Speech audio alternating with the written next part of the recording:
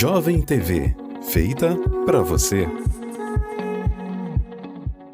Olá, meu queridão, olá, bonitinha. Aqui é o Ronaldo Macedo e eu te convido para conhecer a Bela Demais Web Rádio. Baixe o nosso aplicativo aí no Play Store do seu celular. Nós temos a melhor avaliação entre todas as rádios da região dos lagos. Bela Demais Web Rádio. Aqui você ouve música boa, tem muita alegria e, é claro, muita interatividade. Bela Demais Web Rádio, o rádio em evolução, uma rádio para você chamar de sua. Bela demais, bela demais, bela demais, Web Rádio.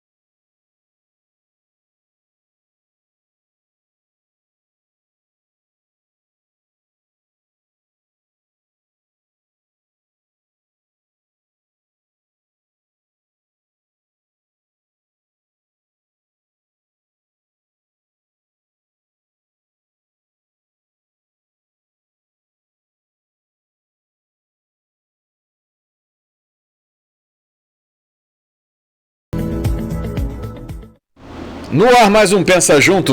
Então, no ar, hein, gente? Vamos lá. Paulo Roberto. E Paulo Cotias. E o Orton tá aí com a gente? E aí, Orton? Esse é o cara que sabe tudo de cinema, trouxe uma dica bacana no programa passado, hein? Com certeza, com certeza. Eu acho que esse filme do Nolan, né, esse novo, o Oppenheimer, cara, na minha opinião, sério candidato ao Oscar. Esse vai, não vai? Eu acho que vai ganhar. Eu acho que vai. Eu também acho também. que vai. E, Paulo, hoje nós vamos continuar o nosso bate-papo aqui, na parte 2 da Primeira Guerra. Isso. E o papo hoje vai começar na área da economia. Então começa tu, Paulo. Então, vamos lá. Olha, Paulo, uma das coisas que esperavam da Primeira Guerra Mundial é que ela fosse uma guerra curta. Todo mundo pensa, né? Todo mundo pensa que a guerra vai ser curta. É igual a guerra da Rússia com a Ucrânia. Gente, 2 meses acaba. 3 dias de invasão já está no 500. Aliás, só fazendo um parênteses. Cara, você viu o que está acontecendo em Moscou? Eu vi uma foto ontem, cara. Bombardearam lá um subúrbio de Moscou, eu vi assim, parecia um cogumelo nuclear, cara. Os caras estão jogando bomba em Moscou, cara. Pode isso? Impensável, né? Impensável. Nesses programas que a gente está fazendo, impensável. Né, Paulo, o público vai ver, tanto na Primeira Guerra quanto na Segunda, não se chegou a Moscou. Chegaram nas franjas de Moscou. É lá. Verdade. Hoje, bombas explodindo em Moscou é algo tão chocante quanto um avião bater nas torres gêmeas. Exatamente. Dos Estados Unidos. E o pior é que as bombas são jogadas por drones, né, cara? Cara, vamos voltar. Depois a gente vai. Vai. Você pensava que a guerra era curta. E aí, quando viram que a guerra começou a ter muitos desdobramentos, porque o nosso público entender, a guerra, simplificando, teve 3 fases. Você teve a primeira fase que deu essa sensação, porque é a guerra de expansão, onde você vai definir as linhas de guerra. Então você pega, por exemplo, uma Alemanha cheia de vontade de atacar todo mundo, o que é até curioso, que ela não espera nem a Áustria atacar começar. Tá o vucu-vucu da Áustria com a Sérvia, a Alemanha já está lá, já vira para a França, é guerra contigo, vira para a Inglaterra, é guerra contigo, vira para a Rússia, é guerra contigo, e botou o bloco na rua e começou a invadir. O curioso disso é que, após essa guerra de expansão, onde as linhas de guerra já estão traçadas, começa a segunda fase, aquela fase mais longa, a guerra de trincheiras. Nessa fase, começaram a perceber de que, cara, essa guerra vai levar mais tempo do que se pensava e vai custar mais em capital humano do que se imaginava. A terceira fase já foi guerra de desgaste, a entrada dos Estados Unidos na guerra, a saída da Rússia, e aí você tem os movimentos finais até a derrota. A Alemanha é a última a sair do conflito, todos os aliados já tinham capitulado, a Alemanha se entrega, acabou.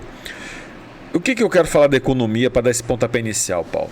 Você tem uma quantidade enorme de mão de obra masculina absorvida e transferida para o front de batalha. Então isso tem um impacto muito grande no campo. Isso. Mas também lá atrás. Sim. E nas cidades também. Isso. E nas cidades. E aí eu queria tocar em 2 pontos para iniciar. O primeiro, da oportunidade que muitas indústrias tiveram de fazer dinheiro com a guerra. Dinheiro com o sofrimento, dinheiro com o armamento, dinheiro com a mão de obra capturada e paga mais barato ou até mesmo escravizada, que é o caso que a gente vai comentar muito na Segunda Guerra Mundial. Mas um fenômeno em si me chama a atenção. A mulher, Paulo. Tá. Porque a mulher, nesse tempo, ela, tecnicamente, ela era um apêndice do marido. Então ela não saía de casa sem o marido saber onde ia. Isso. Ela não podia trabalhar, ela tinha que ficar em casa cuidando dos filhos. Né? E se fizesse qualquer coisa, qualquer movimento da sua vida civil, excluindo o voto, porque não tinha ainda o voto feminino, ela precisava da autorização do homem da casa, do pai ou do marido. E agora você precisa colocar essas mulheres para substituir os homens nas fábricas. E elas vão. Isso. Elas vão trabalhar nas fábricas. Elas vão trabalhar na enfermagem no front de guerra, elas vão dirigir caminhão, elas vão participar como soldados, elas vão realmente ter um espaço de protagonismo decisivo ao longo desse conflito. E o que traz, Paulo, ao final dessa guerra, um fenômeno interessante, porque você não tem como recuar agora a fita da história. Ao mesmo tempo, você precisa que as mulheres procriem, porque há um déficit populacional gigantesco dos mortos da guerra, então as famílias são novamente estimuladas a terem filhos, ninguém falava nem em contracepção nem nada, estimular novamente as famílias a produzirem muitos filhos, e ao mesmo tempo não tem como mais voltar a mulher para dentro do lar, para ser a procriadora, a cuidadora dos filhos.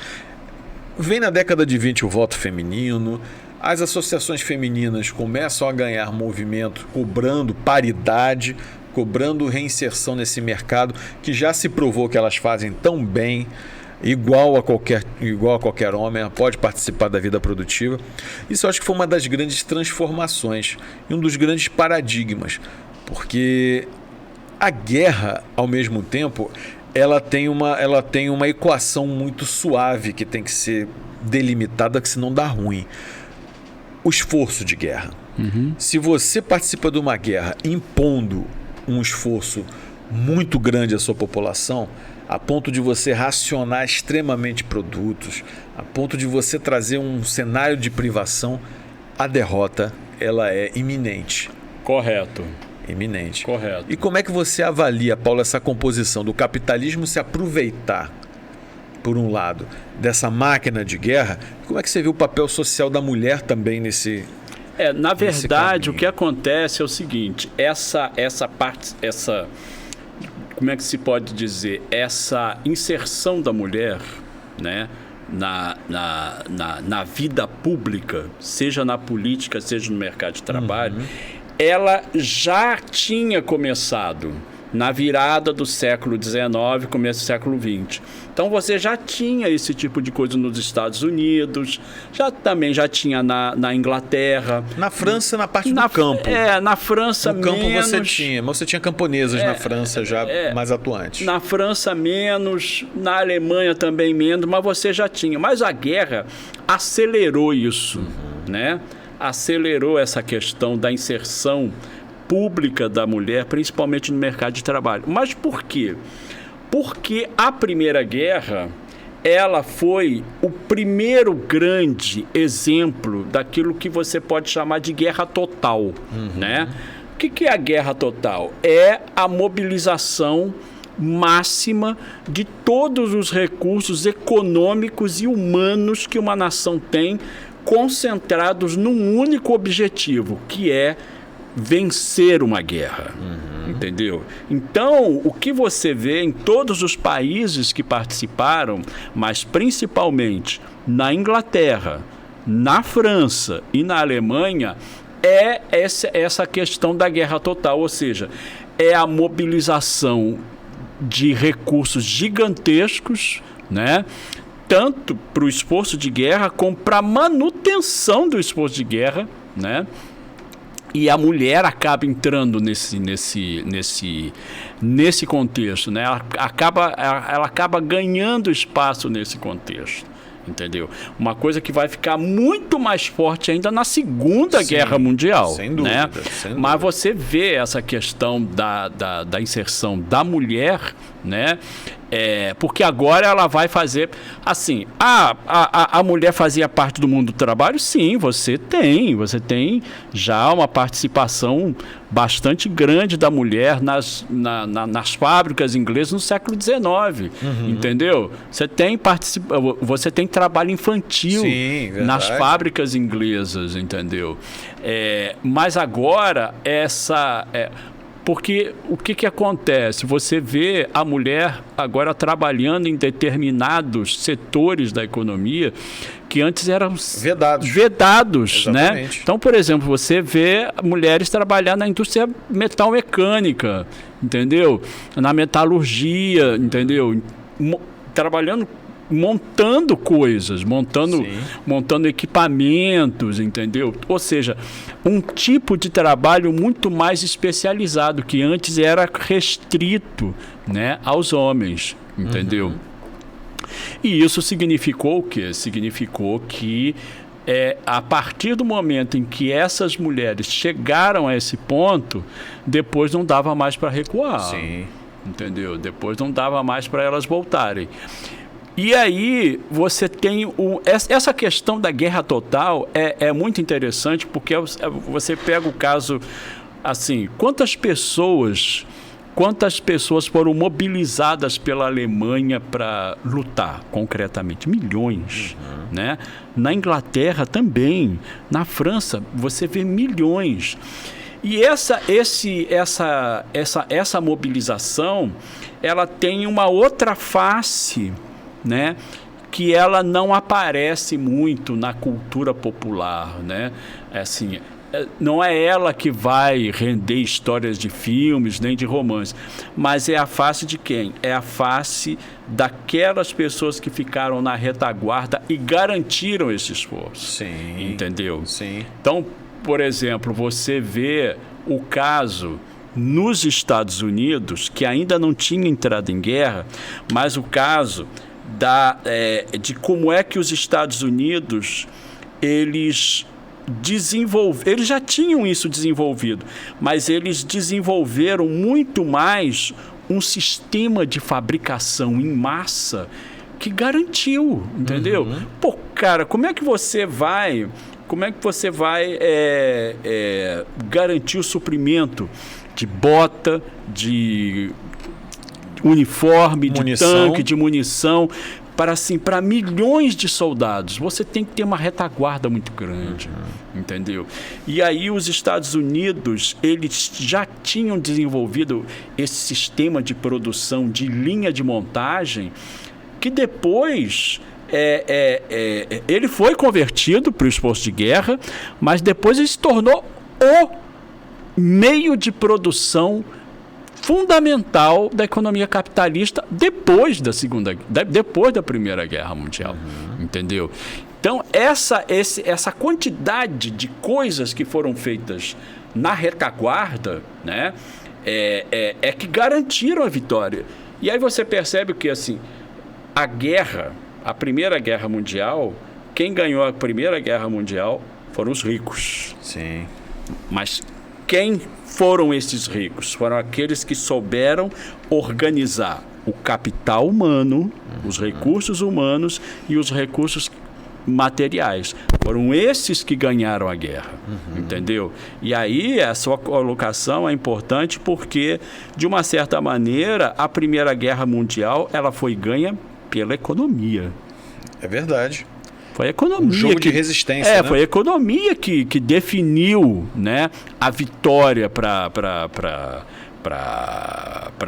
a França, né, e para a Alemanha, e para a Inglaterra, e a derrota para a Alemanha, entendeu? Então, e não é à toa que a grande derrotada da Primeira Guerra Mundial é exatamente a Rússia, entendeu? Que é o país economicamente menos capaz de fazer esse esforço. Exato. Entendeu? E foi assim, e os bolcheviques entenderam isso. Eles entenderam isso. Não foi uma coincidência que pouco tempo depois da Rússia, né, sair da guerra e começar a Revolução Bolchevique, a primeira reivindicação, a primeira meta dos bolcheviques foi exatamente o quê? Industrializar a Rússia. Industrializar, então, a União Soviética, entendeu? Por quê? Porque eles entenderam que foi a economia que derrotou. Verdade. Entendeu? Verdade. A economia que derrotou. E a mulher, ela entra nisso, né? Ela faz parte desse cenário, né? Em que ela não vai para o front, né? Mas ela está lá atrás para garantir a sustentabilidade dessa economia. Não, e até várias até são até incorporadas nas batalhas em outras funções logísticas, né? Mas o que eu queria desdobrar desse papo, Paulo, é notar, né, como a inserção das mulheres ela se dá por uma questão de oportunismo do capital. Isso é uma coisa também um tanto quanto complicada, porque você vai lá para o século, a partir de 1760, entre 1760 e 1870, a gente pode fazer esse recorte do início da Revolução Industrial até o início da sua segunda fase. A mão de obra feminina nessa aplicação era algo que ficou, claro, numa dependência muito grande das fiadeiras, das operadoras de tear, que você tinha essa necessidade dessa mão de obra ainda ultra especializada e praticamente artesanal no início, e depois a inserção dela nas fábricas, como você bem lembrou, pagava-se muito menos, pagava-se pouco e gerava-se também, por outro lado, uma grande contestação e pressão por parte dos homens. Olha, está tirando o meu lugar da fábrica, esse lugar não era para a mulher estar. Mas para o capitalista era interessante justamente por isso, pagava menos, pagava pouco, explorava tanto quanto explorava um homem. Mas esse segundo chamado que acontece na Primeira Guerra Mundial é novamente uma questão circunstancial. Então a gente para e se pergunta, e aí é uma questão onde atualmente você ainda tem que as mulheres, em média, nas mesmas profissões masculinas que não são regulamentadas, como, por exemplo, a docência, que você tem que ter a paridade obrigatória e tal, a mulher ganha 20% a menos do que o homem, desempenhando as mesmas funções e com a mesma formação. Então há um ponto aqui para se pensar, até que ponto as guerras também não são oportunistas, como o capitalismo foi oportunista no seu início, também se utilizou dessa grande mão de obra feminina, não se pagou bem por ela, não foi uma incorporação plena a esse mercado, mas de uma maneira bastante utilitária essa inserção. A grande questão é que você não consegue depois... Assim, olha, os homens já voltaram, vocês podem retornar para o cantinho de vocês, para as profissões de vocês, que vocês já dominam. Fiquem tranquilas, porque agora os homens vieram para tomar de novo os seus respectivos lugares, vocês vão para lá. Isso não foi mais possível. Isso não deu mais para fazer. Até porque também, Paulo, você tocou num ponto interessantíssimo. A própria economia ganhou escala. E quando ela ganha escala, ela percebe também que ela pode aproveitar todo mundo. Homens, mulheres, crianças depois vai começar a ser proibido e regulamentado o trabalho infantil. Mas percebeu-se que, cara, tem lugar para todo mundo. Se a produção acelerar desse jeito, tem lugar para todo mundo. E você tocou também num ponto, Paulo, da reconversão das fábricas. E aí eu quero trazer uma outra bola aqui para a gente levantar. Foi uma guerra que assustou muita gente. E foi uma guerra que transformou o modo de fazer guerra de uma maneira assim intensa e radical. E definitiva. Né? Se você pegar as guerras do século XVIII, pega, por exemplo, ainda a independência dos Estados Unidos, por exemplo, você tem cavalaria, você tem lanceiro, você tem um estilo de fazer guerra, as regras da guerra. Quem assiste aqueles filmes tipo Patriota e tudo mais, fica até achando esquisito, porque fica um exército de um lado, um exército do outro. Aí, as regras da guerra, você mira, outro exército está paradinho ali, em pé. Mira, atira, Enquanto você está recarregando, é a vez do outro. Aí você fica paradinho ali, ele mira, atira.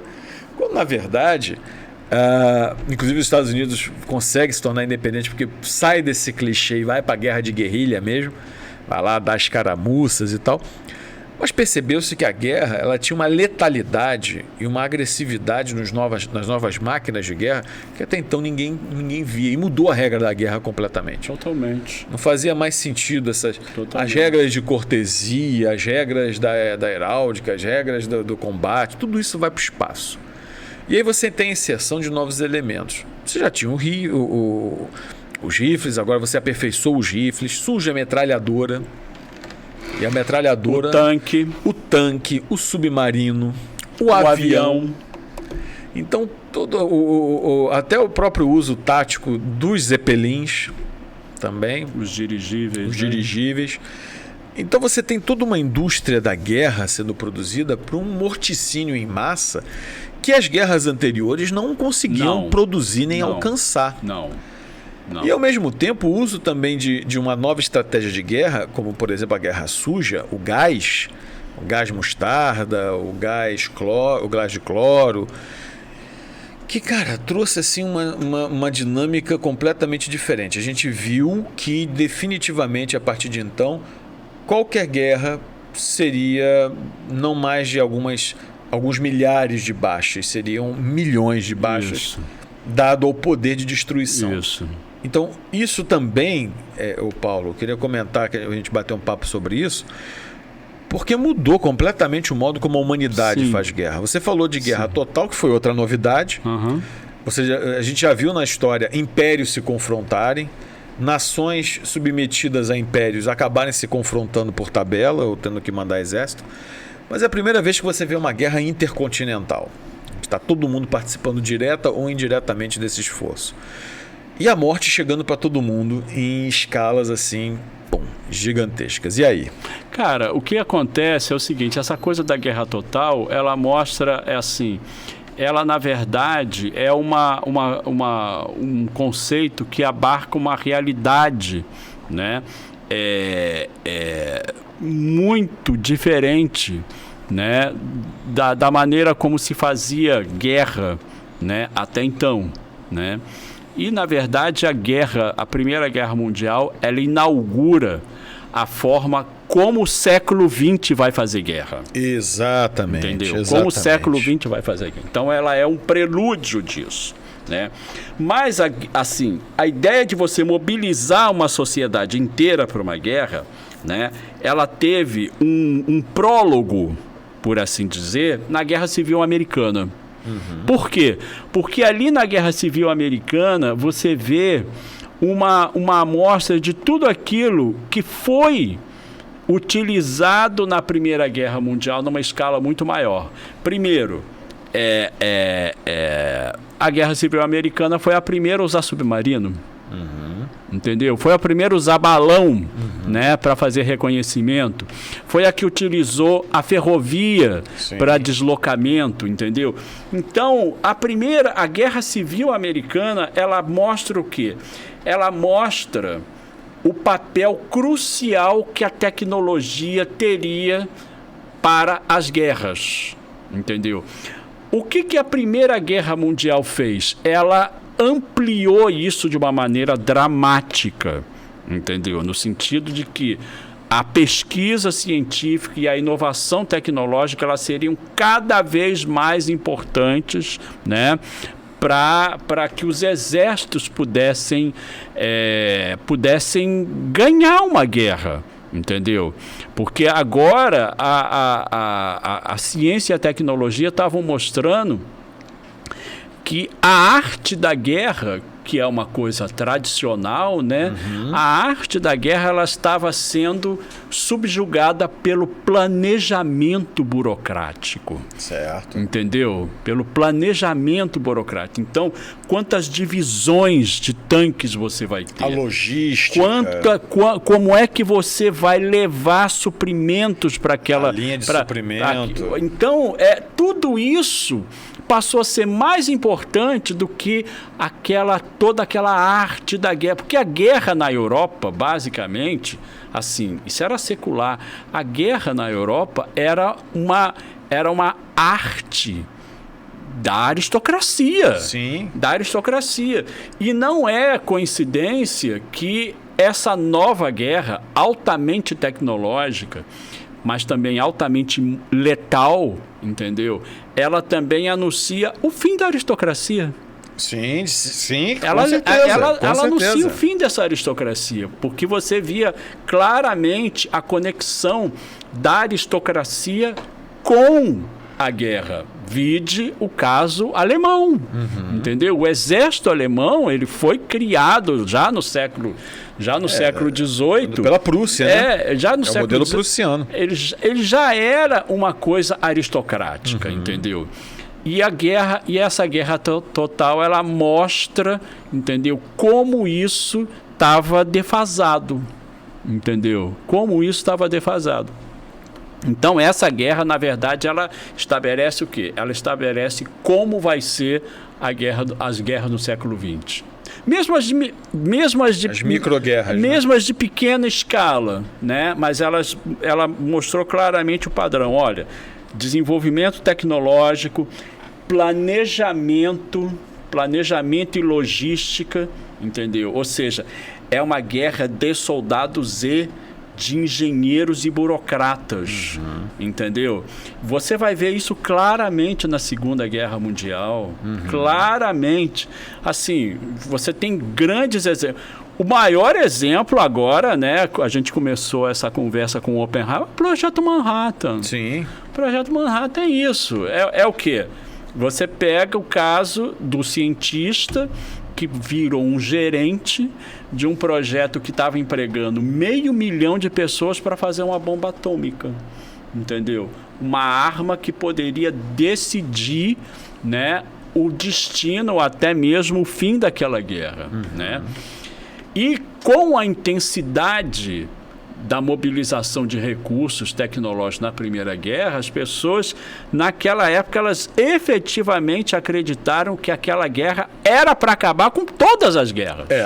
E seria a última. Seria a última, porque a quantidade de recursos que foram mobilizados e a quantidade de pessoas que morreram... E a destruição também, e a né? destruição, ela deu a sensação para a maioria das pessoas de que não haveria uma guerra com aquela intensidade. E elas estavam redondamente enganadas, né, Paulo? Ainda é verdade. Ainda aqui, Paulo, eu acho que esse sentimento acabou sendo percebido porque é uma guerra com vencedores por um lado, mas os vencedores também não saem por cima da carne seca. A Europa sai fragilizada. Mesmo os vencedores saem fragilizados. A guerra custou caro, muito caro. E comentando ainda um pouquinho dos desdobramentos dela, um outro ponto aí já pegando esse gancho, ao final da guerra, aliás, no meio da guerra a gente ainda enfrenta outro problema. Acabei de lembrar aqui que é importante a gente comentar. A gripe espanhola, que já no finalzinho, já entre 1917 e 18, já começa a graçar a gripe espanhola na Europa e foi outra porrada enorme, foram milhões de pessoas mortas, mais pessoas mortas do que o próprio combate em si. Exato. E que você tem ali um outro fenômeno aparecendo. Cara, pela primeira vez a gente tem um surto de uma gripe em escala global que faz uma quantidade de vítimas desse tamanho e a gente não está preparado para isso também. Então, junto com a gripe, você tem a destruição, você tem as dificuldades econômicas e há duas tentativas aí, né? Você tem a tentativa de se construir a Liga das Nações, isso, já no final, isso, que seria assim um ensaio do que viria a ser a ONU. A ONU. Eu penso, Paulo, você não vê muito isso nos livros, né? Especialmente os didáticos. A Liga das Nações, ela praticamente nasceu sem muito peso, muito tesão dos países, porque acho que no fundo, ninguém acreditava naquilo ali. Ninguém acreditava. Porra, ninguém vai fazer as pazes, não vai ser assim e tal. E o Tratado de Versalhes, ele praticamente deixa a Alemanha de joelhos, destroçada. ela é impedida de ter exércitos, só uma cota mesmo de defesa muito pequena, ela não pode ter força aérea, ela tem que pagar pesadas reparações de guerra, ela tem a produção confiscada de grãos, ela tem produção de gado confiscada, uma parte dela confiscada. Enfim, é um esforço monumental no pós-guerra que, por um lado, a Alemanha tentar se recuperar e pagar o que ela deve, né, pela guerra. Por outro lado, as nações europeias tentar também, aí entra já o capital norte-americano que começa a injetar dinheiro na Europa e viu que é um excelente negócio injetar dinheiro na Europa. E você tem o capitalismo se movendo numa direção de que aparentemente você vai criar um sistema de harmonização econômica e diplomática. Algo bem diferente do que foi o turbulento século XIX. O capitalismo se expandia às cotoveladas e era uma corrida armamentista e um esforço diplomático de alianças e escaramuças. Até então parece que o capitalismo daria o tom final de uma palavra única. Isso. E conseguiria pacificar essa... Vamos, em vez de fazer guerra, vamos fazer comércio, vamos nos recuperar, vamos injetar dinheiro e tal. Agora, a Primeira Guerra deixou alguns indícios de que viria uma outra por aí. Como é que você acha desses indícios, Cara, Paulo? olha só, por exemplo, o caso da Liga das Nações, né? Na verdade, a Liga das Nações, ela foi uma grande idealização do Woodrow Wilson. Sim. Né? O que aconteceu? Os Estados Unidos, nessa época, eles eram plenamente partidários da ideia de isolacionismo, que é uma ideia, que é uma concepção que ainda é muito forte na política externa americana até hoje. Até hoje. Que é basicamente o quê? A ideia de que o governo americano, em última instância, não deve se meter, né, em questões que, segundo eles, não lhe dizem respeito, né? A não ser a defesa dos seus interesses, entendido aqui os seus interesses econômicos. Então, essa ideologia, né, do isolacionismo é muito forte. E o Woodrow Wilson, quando a ideia da Liga das Nações foi arquitetada, né, o Woodrow Wilson acreditava no quê? Nós vamos criar um sistema aqui, né, de equilíbrio de poder que seja um substituto daquilo que foi despedaçado com a Primeira Guerra Mundial. Nós vamos projetar esse negócio, mas quem vai administrar são vocês. Tanto é que a primeira coisa que os Estados Unidos fazem depois de criar a Liga das Nações é sair da Liga. É verdade. É sair da Liga, entendeu? E hoje acredita-se, né, alguns, né, acham que muito provavelmente uma das razões de ter ocorrido uma Segunda Guerra Mundial foi porque os Estados Unidos se absteve, se omitiu desse papel, entendeu? Desse papel de polícia do mundo mesmo. Ou seja, os Estados Unidos claramente deixou assim a mensagem de que nós não queremos assumir esse papel. Entendeu? Sim, não queremos ser o Bismarck do século XX. Exatamente. Nós não queremos ser os Bismarck, nós não queremos ser o Império Inglês, entendeu? Isso vai ficar com vocês. A gente quer fazer comércio. A gente quer fazer comércio. Vamos fazer negócio. Tá bom. Então tem essa... esse é um ponto. Um outro ponto é que o pós-guerra, né, ele trouxe para a Europa uma instabilidade política muito grande, né? Não, assim, depois da queda do Império na Alemanha, cara, teve um começo de revolução em 1919, cara. Entendeu? Teve um começo de revolução. Rosa Luxemburgo foi fuzilada. Sim. Entendeu? Houve um começo de revolução mesmo na Alemanha, entendeu? E que depois deu origem à República de Weimar, né? Mas nos Estados Unidos, e aí a gente estava falando dessa coisa da conversão e da reconversão, nos Estados Unidos, o que você tem? Você tem a entrada de uma sociedade inteira na sociedade de consumo de massa. Sim. Entendeu? E aí você estava falando, você tinha levantado anteriormente essa questão da mulher, né? A mulher, ela foi importante naquele momento da guerra para ser mobilizada, né? Para trabalhar nesse apoio, né? E que na verdade nem era apoio, mas para trabalhar mesmo, né? E a mulher, nesse outro momento do pós-guerra, ela mais uma vez é mobilizada. Entendeu? Agora para consumir. Agora para consumir. Então, por Isso exemplo, cara, eu acho assim impressionante como essa sociedade de consumo que começou lá no final da guerra, né? Como essa sociedade de consumo ela moldou o século XX, ela vem até hoje, né? Então você vê, por exemplo, cara, é a época em que a mulher americana ela conhece a máquina de lavar roupa, a máquina de lavar pratos, a geladeira, entendeu? O fogão abastecido a gás. A gás. Então, o que você percebe? Você percebe que agora a mulher ela é uma peça fundamental para sustentar isso. Entendeu? Fora a indústria da beleza, do vestuário, do comportamento. Então, cara, aí você vê, por exemplo, a indústria química americana, mais europeia também, a indústria química trabalhando para suprir exatamente isso.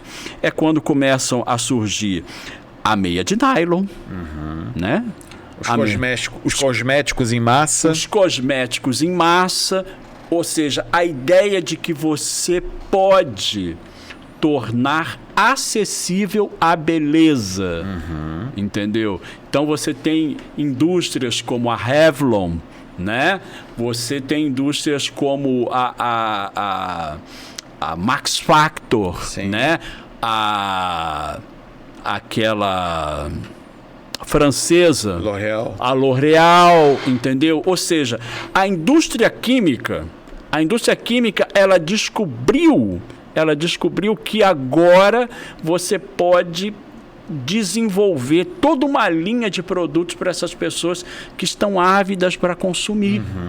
Entendeu?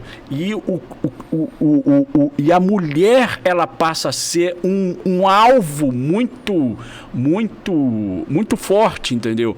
É a época também que a propaganda passa a ser literalmente profissionalizada. É o tempo que o rádio explode, né, Paulo?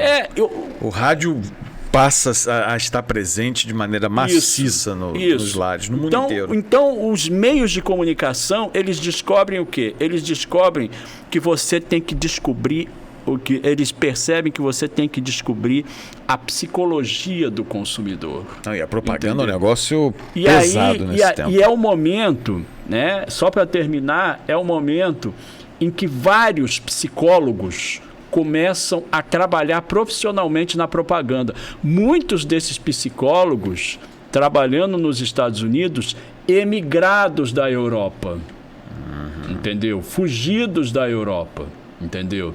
Então, aquilo que a década de 20 nos Estados Unidos, ela marca o surgimento da ideia de marketing. Entendeu? Da ideia de marketing, que é o quê? Que é você fazer a cabeça desse consumidor de uma maneira, né, que ele não só compre, mas ele tenha consciência de que ele precisa daquilo. Entendeu? Então, tudo isso é resultado do pós-guerra.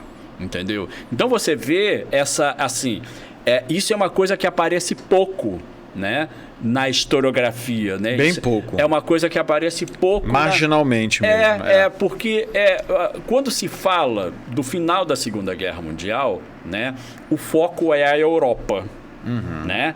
E é a Europa pós Primeira Guerra, aquela geração perdida, tal, né? Ou seja, o cenário de destruição. Mas do outro lado do Atlântico, não é isso. São chamados loucos anos 20. São os loucos anos 20, né? E aí você vê como é que isso também chega no Brasil, né? Como é que no Brasil você também percebe que, de uma certa maneira, a Primeira Guerra Mundial, o final da Primeira Guerra Mundial, pelo menos do ponto de vista econômico, foi relativamente benéfico para o Brasil. Por quê? Porque é aquilo que a gente estudou lá atrás, na faculdade, não sei o quê, aquela coisa que o pessoal fala de indústria de substituição de importações. Exatamente. Ou seja, é o momento em que as grandes fortunas industriais efetivamente também descobrem esse consumidor. É a época que aparece, por exemplo, um cara como Matarazzo, né, em São cara? Paulo, né? Um cara como, por exemplo, né? Agora você vai me dar só um tempinho. Vamos lá. Para falar, por exemplo, de uma figura que eu acho interessantíssima, Paulo, que é a família Gingli. É verdade. A família Gingli. É verdade. Né? Cara, a história da família Gingli no Rio de Janeiro, na minha opinião, ela mereceria uma série. Porque a família Gingli no Rio de Janeiro, ela tá ligada à história da cidade, pelo menos nesse primeiro momento, né? E não é só lá o Jorginho Gingli, que todo mundo o conhece Playboy mais, né? E tal, né? Não, é a família Gingli lá no começo. Como é que a família Gingli começa, né? Assim, começa a ganhar dinheiro efetivamente. Os Gingli, eles são os caras que trazem para o Brasil, sabe o quê, Paulo? Eles trazem o concreto.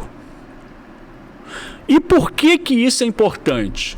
Porque o concreto, Paulo, permitiu a verticalização da construção civil no Rio de Janeiro.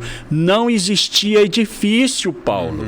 Não existia edifício. A maior parte dos edifícios no Rio de Janeiro, você pega aqueles edifícios... Né? Era sobrado. Era sobrado de tijolo, sem coluna. Sem coluna. Então você não podia construir em muitos andares. Então os Gingli vieram com a ideia de introduzir na construção civil o cimento e o ferro. Foi isso que fez com que o gabarito da cidade, né, explodisse. Agora você tem edifício de 10 andares, 12 andares. O primeiro arranha-céu do Rio de Janeiro é o edifício de à noite, na Praça Mauá. Que está sendo recomprado agora. Que está sendo recomprado pela Prefeitura do Rio de Janeiro. Aquilo ali é uma coisa da família Gingli. Então os caras, né, o pessoal da família, a família Gingli, fez uma fortuna gigantesca, né, com a construção civil. E aí os caras entraram na coisa de que, a partir da construção civil, eles poderiam fazer o quê? Eles poderiam criar bairros planejados. Bairros planejados. Por exemplo, um dos bairros que não era só da família Gingli, né, mas tinha dinheiro da família Gingli, foi o bairro de Bom Sucesso. Bairro de Bom Sucesso. Bom Sucesso, que não era nada, os caras fizeram um bairro planejado, né? Com aquela Praça das Nações. Por que é chamado de Praça das Nações? Justamente nesse período. Por causa da Liga das Nações. Se você chegar hoje no centro de Bom Sucesso, você vai ver que as ruas são os nomes dos países que faziam parte da Liga das Nações. Entendeu? Isso é interessantíssimo, Paulo. Interessantíssimo. É reflexo direto. Reflexo direto, entendeu? E o mais interessante é que você não vê ninguém falando disso numa aula, cara. É verdade. Ninguém. Eu, quando estudei lá no Rio de Janeiro, eu nunca ouvi falar disso. Não. Eu tenho a impressão de que você também não, também entendeu? não. E eu sou capaz de apostar aqui, entendeu? Eu garanto, você, telespectador, eu garanto que hoje, numa escola pública do Rio de Janeiro, não se fala disso. Entendeu? Então, tudo isso são os efeitos. Talvez nem em Bom Sucesso, o aluno em Bom Sucesso esteja sabendo. Com certeza. Se você chegar lá em Bom Sucesso... Ó, eu estudei em Bom Sucesso, num colégio chamado Clóvis Monteiro. Ali em Clóvis Monteiro. Num bairro chamado Higienópolis. Que é também um bairro que começou mais ou menos... Não foi nessa época, né? O nome Higienópolis Higienópolis por que Higienópolis? É a cidade da higiene. Vem daquela pegada reformista, Exatamente, porque só poderia morar naquele bairro se você tivesse um perfil de higiene. Olha só. Sabe de quem era o terreno daquele bairro ali? De quem, Paulo? Era o terreno da fábrica de chocolate Bering. A antiga Bering. Da antiga Bering. A Olha família, só. era aquela família ali. Caramba. Entendeu? Então, você, assim, foi o começo, foi a época também que os investimentos europeus, né? Por exemplo, você vê um país que foi destruído na Primeira Guerra Mundial, que foi a Bélgica. Uhum. E a Bélgica, desde a segunda metade do século XIX, tinha uma indústria química muito forte. Sim. Muito forte. E uma parte dessa indústria química, destruída pela guerra, começou a ver a possibilidade de investir na América. Aí os caras foram parar onde, Paulo? Sabe aonde? Pra onde, Paulo? Na Penha. Na Penha, e aí olha criaram só. uma coisa chamada Cortume Carioca.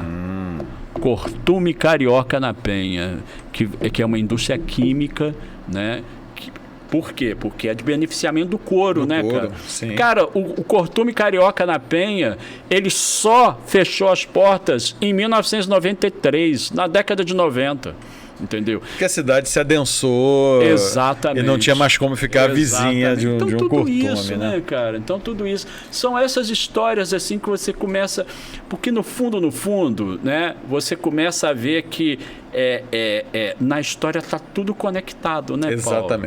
Exatamente. Está tudo conectado. Porque a guerra foi mundial, Paulo, e as consequências dela também. Fica parecendo que, como o Brasil não participou concretamente, não aconteceu nada. É verdade. Entendeu? Só não aconteceu nada. Verdade. Como não, nós não mandamos tropa, não teve força expedicionária, como foi o caso da Segunda Guerra Mundial.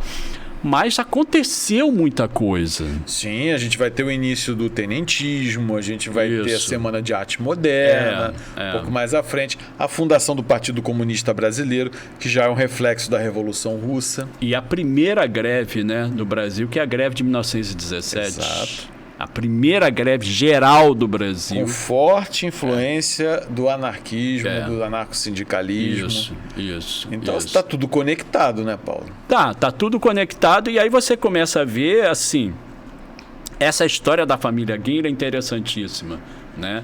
Porque os Guinle, depois, na Segunda Guerra Mundial, os Guinle, assim, eles eram um verdadeiro lobby no governo Vargas.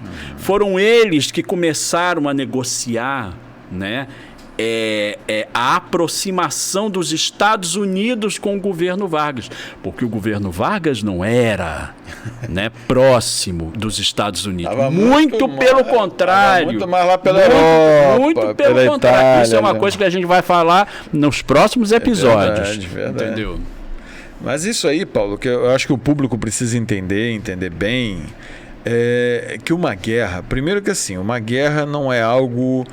Eu já vi gente dizer, Paulo, que uma guerra é um momento interessante, é um momento bom de oportunidade, de desenvolvimento e tudo mais. Assim como eu vejo alunos assim, adoram quando chega na época de estudar as guerras, porque vai ver os movimentos, as batalhas e tal. Uma guerra não é nada bonito. E é possível você atingir na humanidade outros graus de desenvolvimento que não necessariamente sem guerra. Tanto é que uma das coisas que a gente comentou em um dos programas, depois da Segunda Guerra Mundial e até hoje, nós não tivemos mais nenhuma guerra de larga escala, que o mundo não quer. Porque o mundo não quer. Motivo tem. Essa invasão da Rússia com a Ucrânia teria todos os ingredientes de puxar uma terceira guerra mundial. Bastava, por exemplo, a Ucrânia anteriormente ter entrado para a OTAN. A Terceira Guerra Mundial estava declarada. Porque a OTAN, por força de guerra, teria que invadir a Rússia, atacar a Rússia. E aí, como é que fica? As nações estão emprestando ali, dando armamento, dando apoio, jogando um dinheiro, Mas ninguém declara guerra porque sabe as consequências de um novo conflito em escala global. Que hoje teria uma possibilidade de destruição tamanha que volta para aquela frase atribuída ao Einstein, que você aí, como é que vai ser a Terceira Guerra Mundial. A terceira, eu não sei, mas a quarta vai ser de pau e pedra. Que a gente vai acabar com tudo.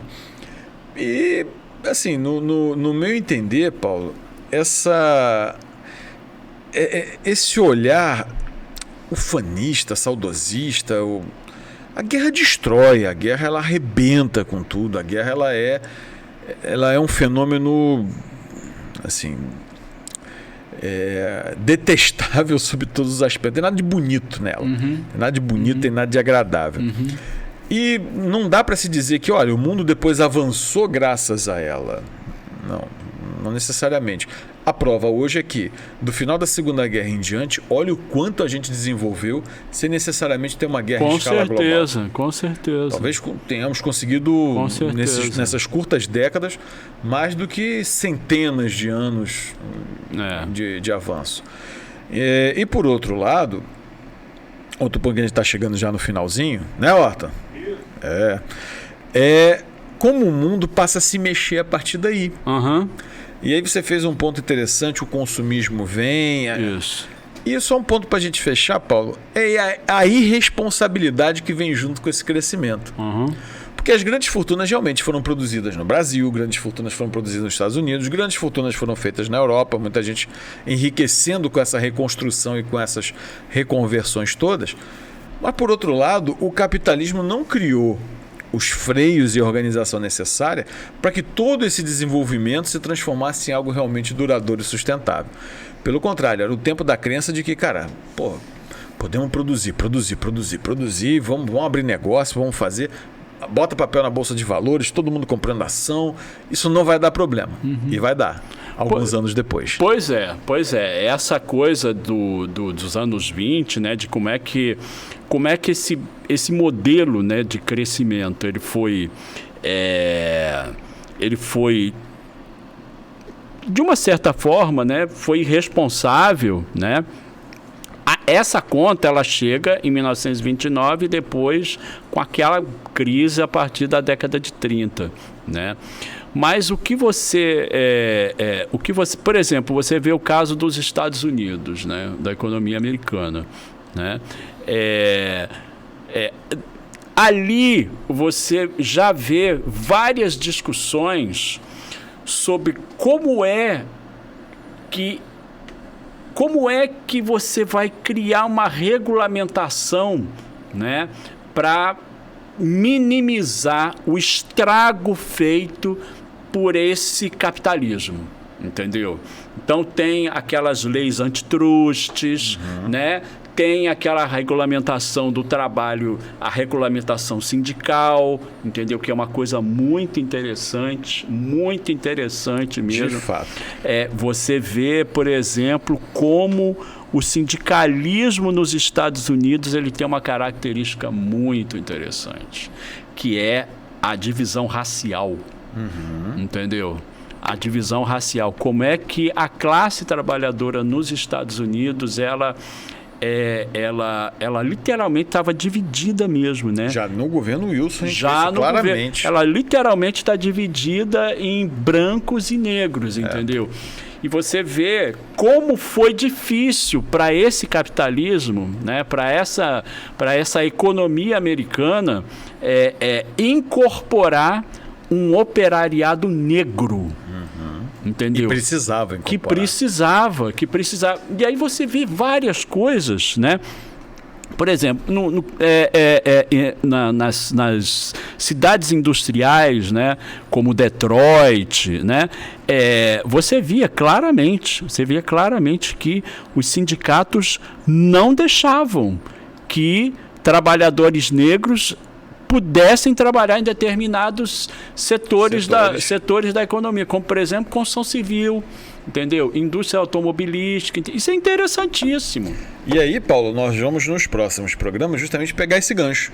Ou seja, acabou a guerra, o mundo se reconstrói, o capitalismo faz promessas, não cumpre as promessas que faz, e aí vem uma terceira via. O fascismo e o nazismo. Exatamente, é isso que a gente vai trabalhar na próxima semana. Gente, até lá. Mais.